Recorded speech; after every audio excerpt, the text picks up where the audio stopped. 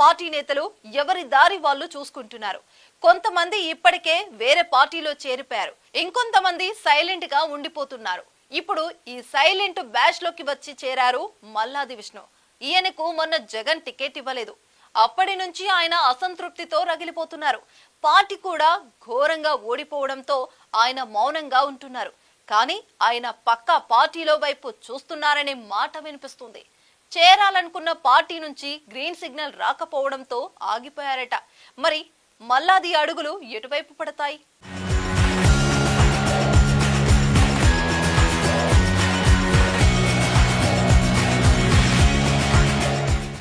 Vijayawada central మాజీ MLA బ్రాహ్మణ సామాజిక వర్గం నాయకుడు మల్లాది విష్ణు కొన్నాళ్లుగా మౌనంగా ఉంటున్నారు. ఆయన వైసీపీ హయాంలో దూకుడుగా ఉండేవారు. వైసీపీ సొంత మీడియాలో నిరంతరం చర్చకు వచ్చేవారు. జగన్ను, వైసీపీ సర్కార్ను ఆయన సమర్థించేవారు. అదే సమయంలో విపక్షాలపైన విమర్శలు గుప్పించేవారు. అయితే మొన్నటి ఎలక్షన్స్ లో ఆయనకు టికెట్ రాలేదు. కొంతమందిని వేరే స్థానాలకు బదిలీ చేసినా మల్లాదికి అసలు టికెట్ ఇవ్వకుండా పక్కన పెట్టారు. దీంతో అసంతృప్తితో రగిలిపోతున్నారు.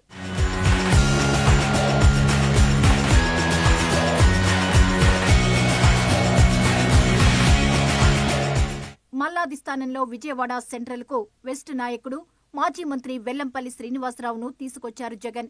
ఈయనకు సహకరించాలని పార్టీ హైకమాండ్ మల్లాదికి సూచించింది.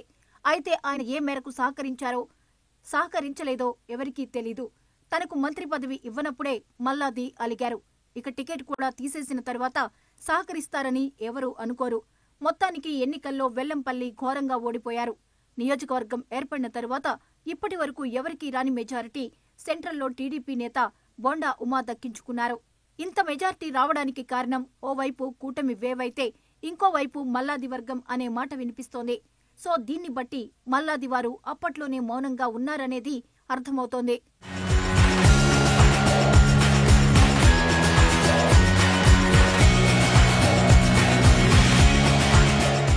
ఇక ఎన్నికలు ముగిసిన 3 నెలలు గడిచినా ఆయన ఎక్కడా కనిపించడం లేదు. వరద ప్రభావిత ప్రాంతంగా ఉన్న సెంట్రల్లో ఆయన కట్టిన ఆఫీసులు కూడా మునిగిపోయాయి.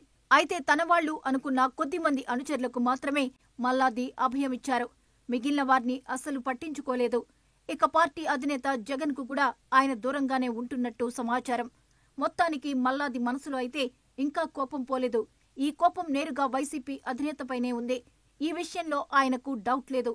అయితే ఇప్పుడే ఏమీ చేయలేని పరిస్థితి ఉంది. ఆయన మనసు మరో పార్టీ వైపు లాగుతున్నట్టు సంకేతాలు ఇస్తున్నా ఆ పార్టీ ఈయనకు ఛాన్స్ ఇచ్చేలా కనిపించడం లేదట.